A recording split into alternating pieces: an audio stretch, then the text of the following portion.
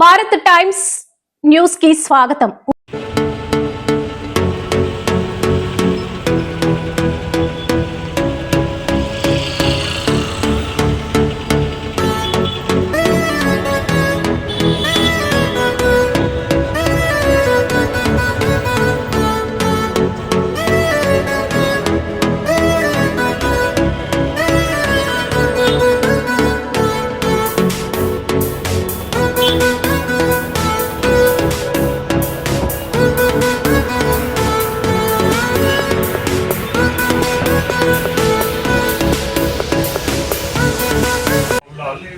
నేను ఈ బిల్డింగ్ 25 ఏళ్ళకి 2008లో లీజ్కి తీసుకున్నాను.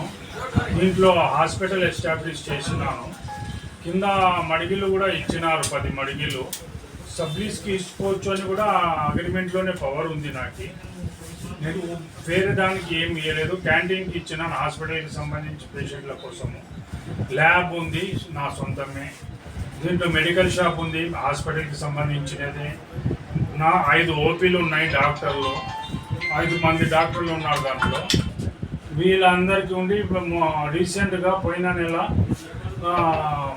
ఇది వెకెట్ చేయమని ఆర్డర్స్ కర్నూలు జిల్లా కోర్టు నుండి ఆర్డర్స్ వచ్చినాయి.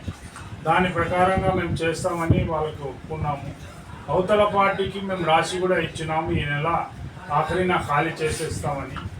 కానీ ఒక 2 రోజుల కిందట ఒక మనిషి వచ్చి నాకు చన్నప్రెడ్డి పంపించినాడు, మీరు ఖాళీ చేయాలి, చేయకపోతే బిల్డింగ్ ధ్వంసం చేస్తాము, రెండవది మీకు కూడా ప్రాణహాని కలుగుతుంది అని చెప్పిపోయినాడు.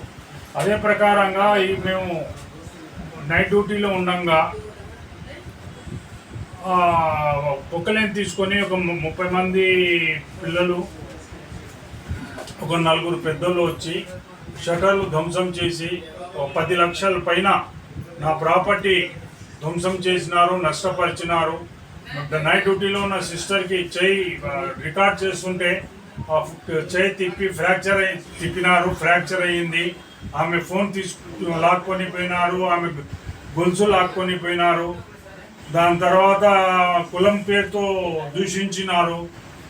నేను ఈ బిషప్ గారి మీద, చెన్నప్రెడ్డి మీద, వచ్చిన రౌడీ షీటర్ల మీద చర్య తీసుకొని నాకు న్యాయం చేసి నా నష్టపరిహారము కట్టించవలగా కోరుతున్నాను. మీకు ఎంత నష్టం జరిగింది సార్? 10 లక్షల పైన జరిగినది. కేసు పెడుతున్నాను సార్. సిఏ గారు లేరు, పోయింది, కంప్లైంట్ తీసుకోండి. ఓకే.